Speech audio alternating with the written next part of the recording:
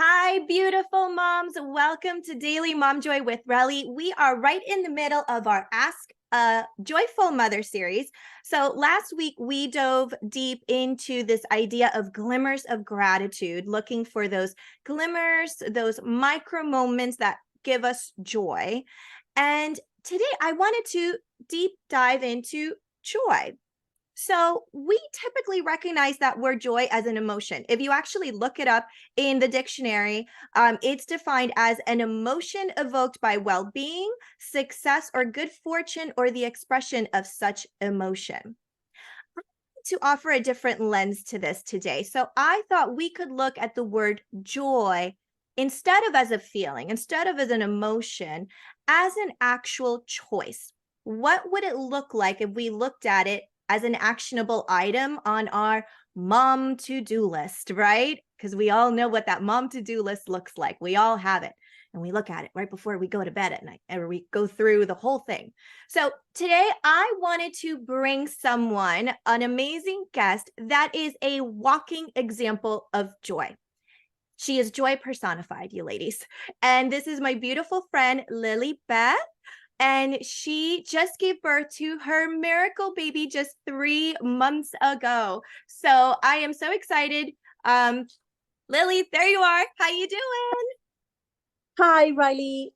First of all, thank you so much for thinking of me and for thinking that I am a joyful person. I definitely try to be happy and to bring a good energy to everybody that I encounter in my daily basis.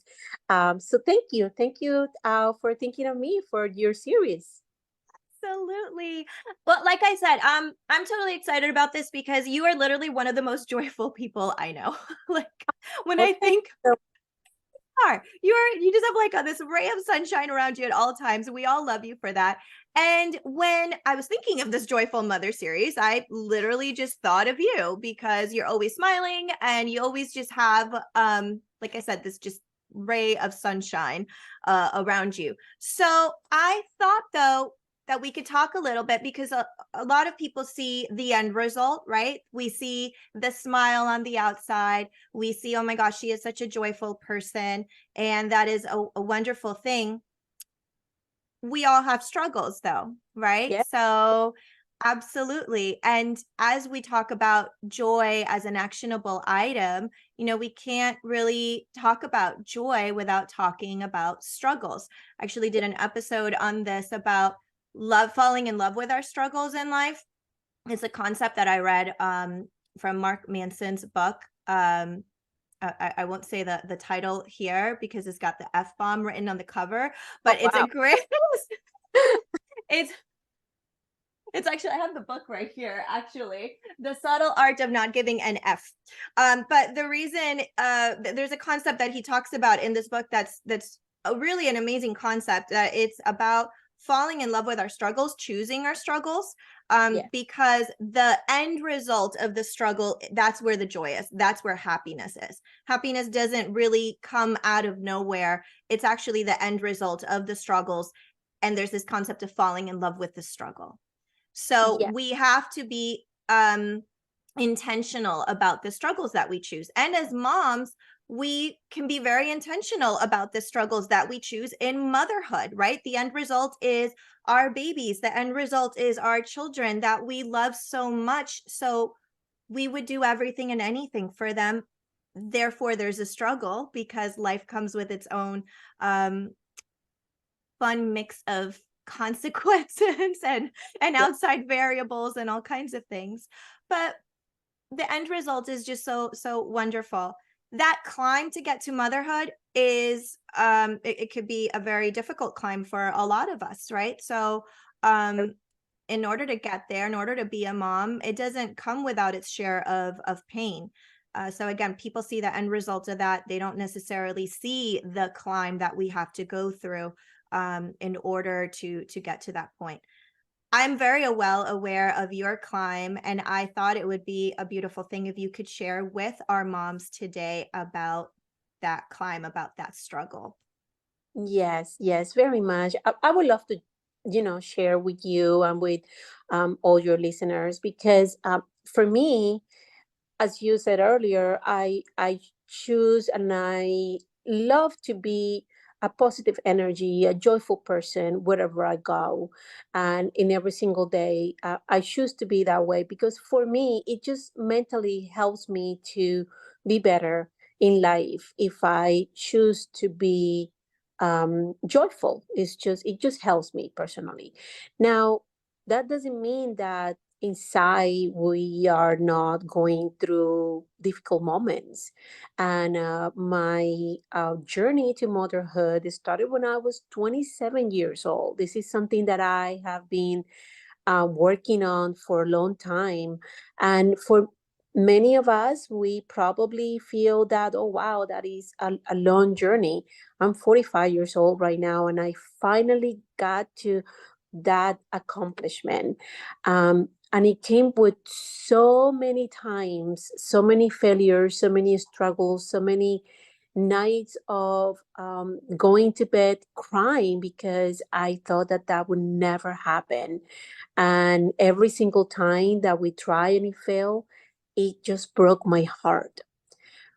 But every day that I wake up, I was intentionally grateful because it was a new opportunity to keep going. As long as I was alive, my body and my mind was still able to continue with that journey, I wanted to continue. It wasn't easy. It wasn't. It wasn't something that came just. Uh, I would say.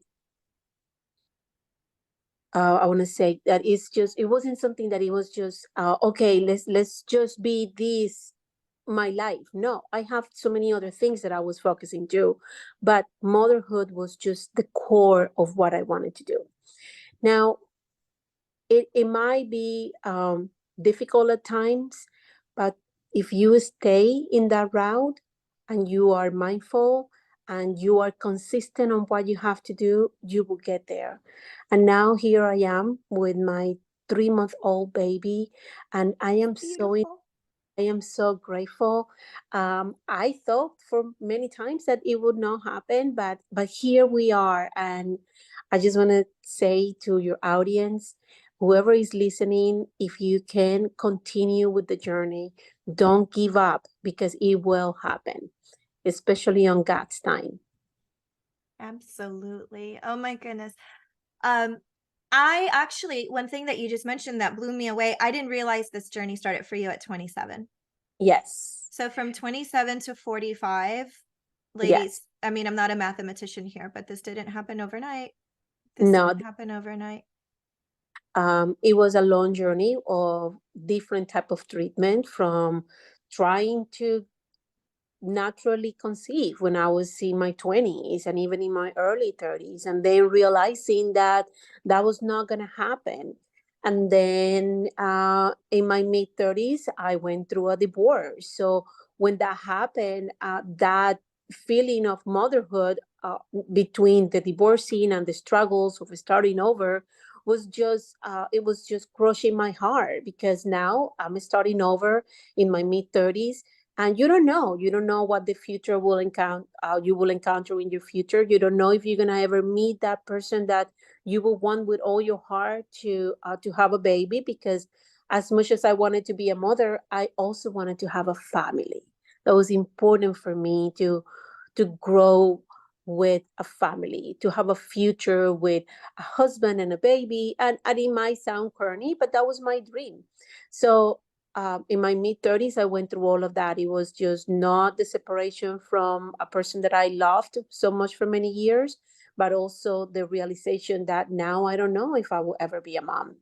And then eventually I found that person, and I was very happy to start a family with him. And it didn't happen, and it didn't happen. And then we started exploring different options, from different IVF treatments, adoption, fostering.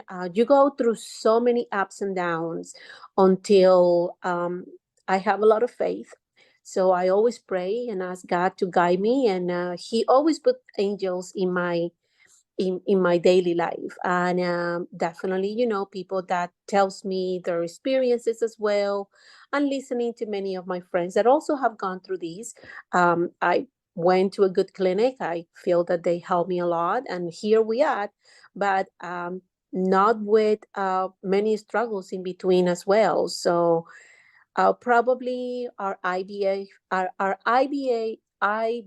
journey started in 2018. So it still was a long road to get here throughout. Absolutely. Oh my goodness. I think of I know a lot of women that have gone through the IVF process, and some have given up, some have continued. It's a very personal process. It's a very emotionally draining process, and physical, right? Physically draining. Um, it is not uh definitely for the faint of heart. And again, it goes back to that struggle that you choose, right? The struggle, but the Yeah, joy really that you're choosing, going back to joy as an action item, joy as a choice versus just the end result. And something so beautiful is that you found somebody, you found the support that you needed, that was required to egg you on through those, and support you through that process. yeah, Again, it wasn't an easy, a short process. It's a very lengthy process. yeah, So finding the right people that also support that same struggle, they have that baseline of the same, or that same belief. There you go. The same belief as you, as, hey, I want to choose this struggle. And you said corny, but not corny at all, right? Is something that many women can identify with. And I'll tell you, it's not something that a lot of people talk about. I know the people that have gone through that journey, it's not, and that's why I felt it was so important for you to come on, because it's not something that people talk about. It goes back to that society expectation of, we just have to like hold things in, right? We have yeah. to hold things in. Yes, exactly. And yeah, I am personally private with my personal life. I don't I'm not always talking about it, but in my private life with my personal friends, and with my family, I'm very open about it, because it is absolutely extremely hard to go through this process without a support system, without having family and friends that understand you and support your process. It's not something that I think anybody can do it on their own. And I applaud any woman that choose to go through these struggles on their own, because nowadays with technology and all the medical advances, you could if that's your choice. I think that's amazing. I particularly am very grateful for all my friends and my family supporting my husband, my mother. I wouldn't be able to do it without any of them, because again, every time that one attempt fails, it is one more failure that you feel that you're not getting there, you're not getting to that end result. And the struggle to continue, it makes it harder and harder every time that it doesn't work out.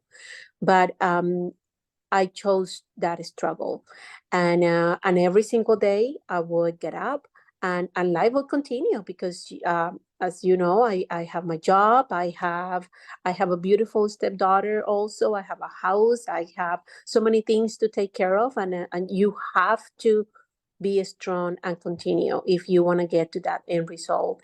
We cannot just cry and sit around and see if something will happen. You have to work for it. I think this is um a great moment to pause and speak to that practice and what that looks like. So you could have easily given up, right? And that's always a choice. We all have our limits, guys, right? So we I, all have our limits. And again, this goes back to honoring who we are, honoring our wants, honoring our needs. You made that choice that you wanted to continue, right? Even though it was difficult. the mindset, here's where mindset is the make or break of it, right? Either we have that mindset, because the struggle doesn't always the struggle that you fall in love with doesn't always match everybody else's struggle, right? So your struggle, what your definition of struggle is different than what my level of struggle would be and what I would choose, right? So first of all, we have to be aware and identify what our limits are and what we're willing to choose in our struggle. And Yep. you chose, you had that mindset of saying, okay, I can either stop this process, right? Abandon process and shift and move to a different struggle. But even though it's difficult, my struggle, this is what I want so much. I am going to stick to this. I'm going to go again and again and again and again. That's where that choice lives of choosing joy. Yes. You spoke to a few things, right? You've got a house, you've got a spouse, you have a beautiful stepdaughter. What did your practice of choosing joy look like? Well, it helped me to continue with that journey because every time you get into that mindset that you think that this is never going to happen, it will definitely damage my relationships and everything that was surrounding me. From the relationship with my husband, the relationship with friends, the relationship with even my stepdaughter, because I personally, when I struggle, I close myself. I just, um, when I'm happy, I'm able to go out and I'm able to open up. But when I am struggling in that deep core, bad emotion, sad day, I just go into my little cocoon space and I don't want to see, don't want to talk to anybody. So if I chose that for a long period of time, I wouldn't accomplish anything, not just motherhood, but any other task in my personal life, in my business life. So that is definitely not a choice for me. I personally can't. And you are so right. All of us have that that measuring cup of what we can and we cannot take. And probably for me, I could take a little bit more on some aspects than in other aspects that I could wanted to continue with that. But choosing joy, choosing to be a positive energy in life, help me continue with that struggle. Otherwise, the struggle just wins over and it doesn't really help you accomplish any other goals that you probably have in life because it can very, very easily consume you so much that you want something so much in your life that it will definitely stop you from accomplishing anything else. And I did not want that to happen. I always said I want to continue with this journey, but if it doesn't happen, God knows why. And it might be that I have to go on a different route. That's why we were open to adoption or fostering, and we already went through the process to probably get into that. But in my heart, in my deep soul, I wanted to experience motherhood. I wanted to experience being pregnant and having a big belly and even labor. It sounds crazy, but yes, I wanted to experience it all, and it happened. And it happened because I chose joy to be able to help me with my struggles. You said something very important right now. You used the word long term. It wouldn't work for you. The state of, and really what you discussed or what you described was you retreated, right? When we, and that it's a coping mechanism, guys. I always say coping mechanisms are not good nor bad. Coping mechanisms, defense mechanisms, they are there to help us survive. That either serve us or they don't serve us, right? So when we look at our defense mechanisms or our coping mechanisms, we just want to identify, is this serving me or is this not serving me? What you just described right now is you internalize, we retreat, right? Some of us retreat, we become a little isolate, we can isolate a little bit, or we can become less social, or those types of things. Short term, that's not a bad thing. Okay. I do want to um, reiterate that, because sometimes we just need some space, and we need some internal um, space with ourselves, and have that oh geez, what is the word that I'm trying to say, that environment, that internal environment of peace with ourselves. And that sometimes means everything else outside variable needs to just be put on pause for a moment. But it's short term. I always say, when it comes to those types of things, we don't want to pitch a tent and live there, because that's when we borderline from experiencing normal sadness, because it's okay to feel sad, totally fine, human, normal emotion to feel sad. But then we have to be careful that we don't pitch a tent and live there. When we pitch a tent and live there, then that's when long term sadness can easily turn into depression, right? Worry can easily turn into anxiety. And what you just described was, I recognize that awareness. I recognize that I cannot live here long term. I can't pitch a tent and live here, because if that is the case, if I don't choose joy, then I will very easily harm my relationship with my husband, my relationship with my stepdaughter, my relationship with my career, and my relationship with my friends. Those things are also important to you, right? So, we have to be careful, even though that there's a priority of the struggles that we choose for the life, the joy that we want to accomplish. When we look at the emotional state of it, we also have to be careful that we don't dismiss the other joyful things. That's where the glimmers of gratitude come in from our last podcast episode with Tiffany. That's where glimmers come into play, where we can see all the other beautiful things that are around us, those glimmers that can help us get through those struggling moments that are totally okay, again, to struggle with. So long term, I thought that was beautiful, that you were able to identify that, because you were able to move forward, with your journey.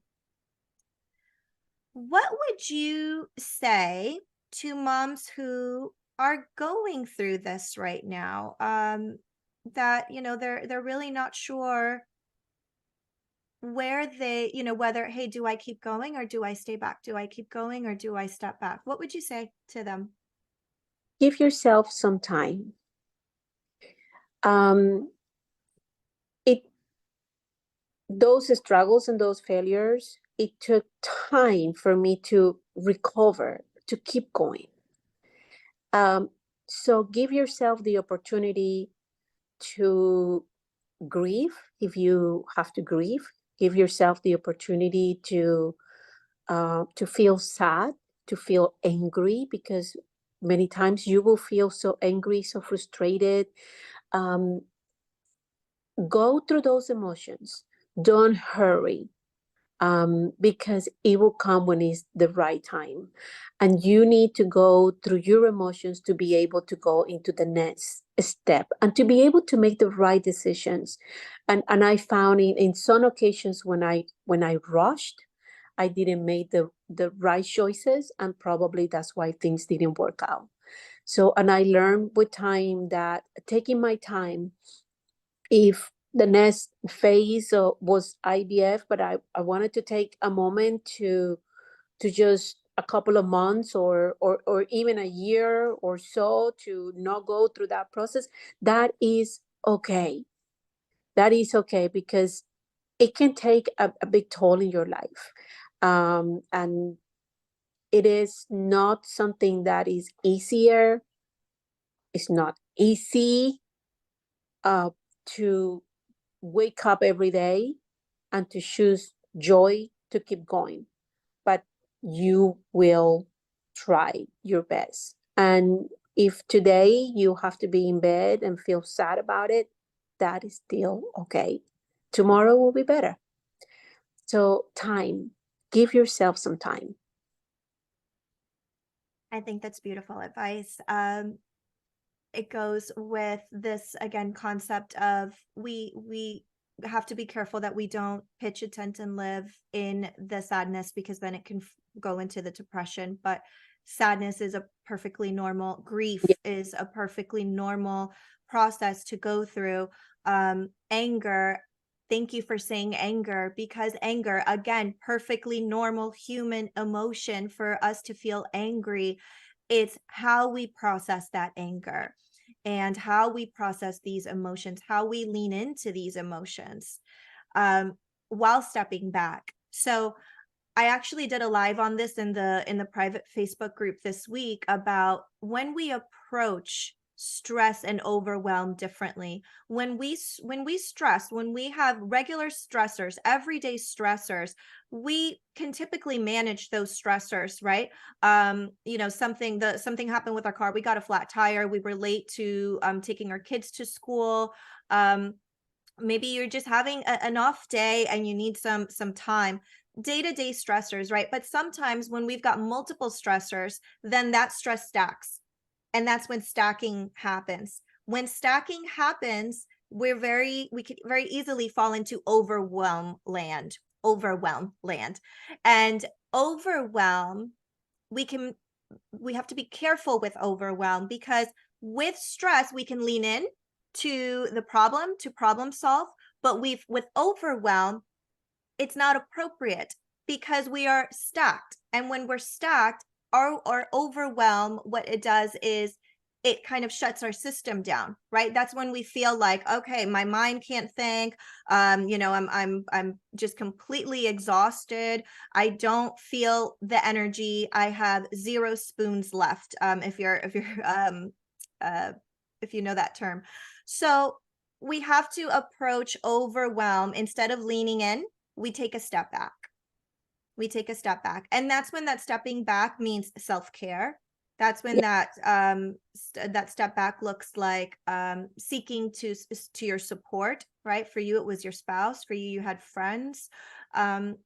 Moms, there's groups out there, right? There's IVF support groups that you can join, or Yeah. just simply reaching out to someone that's been there. That mutual support is so valuable, because it validates our feelings. You know, we're not creatures of isolation. We are creatures of community. Humans are creatures of community. We thrive with love. We thrive with support. Those are human needs. And I think it's very important that when we identify the difference between that stress and that overwhelm, and then we react accordingly. And what Lilibeth was just describing is, when she became overwhelmed, she gave herself the grace, the compassion, the self-compassion to take that step back, to take that step back, to be sad, to take that step back, to take care of herself and her healing, before she decided, okay, I'm going to go into the next round of this, right? Yes. You had to do a reset. Yes, you have to do a reset. It is important that you do a reset, not only mentally, but your body. When you're going through this process, you have to be ready for it. And if you're not, it probably will not work out.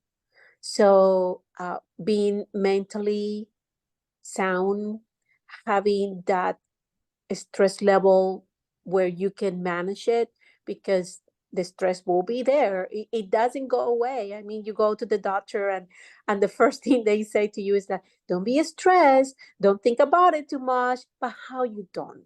It's just it's Yeah, impossible to. But it's just as you mentioned, you need to be able to control it. You need to be able to continue your life, and don't let it overwhelm you, because when it overwhelms, it takes your mind, it takes your body, and then things will not probably come out the way that you wanted. So yes, it is very important to reset, and then be able to continue with your next step, whatever that next step and whatever that next choice you want to take. Because I want to say something as well, that it is important not to feel guilty if you decide not to continue. Sometimes, 100%. or like the same way that sometimes our friends or our families are support systems, the same way sometimes they push you to keep going, or they, especially moms, I want to have a granddaughter, I want to have a grandkid, and that's a huge pressure, and that's okay to say sometime to those people that you love very much that, I don't think I want to continue, and they should be able, hopefully, to respect your decision. So I want to say to those moms that are going through this process, if they are at the end of the line, that's an okay feeling. I don't think that we should feel any less because we just wanted to stop. I think that's a beautiful, beautiful add-on to that message. I say this all the time, 90% of human intention is good intention. So Yes. our friends and our families, they love us. They do. They love us. They want what's best for us. Is the delivery always great? No. No, no. Delivery execution is not always the best, right? Yeah. But as long as we recognize that the intention is well intended, right? We have to remember though that the choice, as we talk about choice to choose, choice of joy, we are the ones that choose. It's not our families. As much as they love us, it's not our families. As much as we love them, it's not our friends. It's not our spouses. It's really ultimately our choice in everything that we do in life. My life is my path, therefore my choice to choose joy, right? My spouse, as much as I love him to death, he chooses joy. That's his responsibility to choose joy. My kids, I love them to death. I teach them it is their choice to choose joy. We don't own other people's joys. We can influence, we can support, we can set the stage and support that love and give love as much as we possibly can, but ultimately everybody chooses their joy.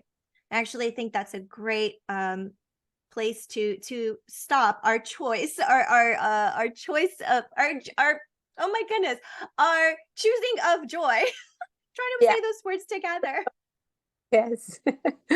Yes. I'm so happy that I got to talk to you and that I got to share a little bit of my own journey to all of your audience, and I hope that what I said will resonate with some women up there that are probably going through the same struggles, and they are choosing joy every day to keep going.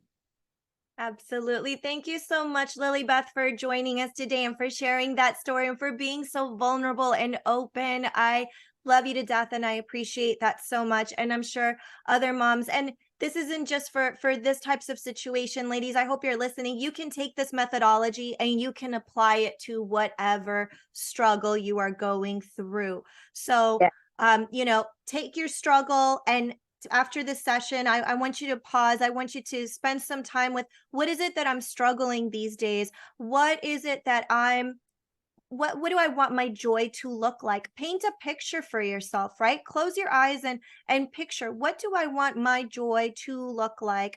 What does that mean to me? What does it actually mean to me?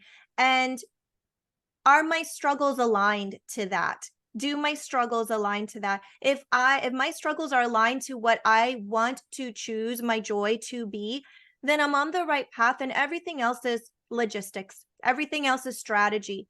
And we can always switch up strategy, but intent of what we choose in life is really where we need to start, right? Our intention and setting that intention. And that's why it's so important to set that intention every day for the things that we want.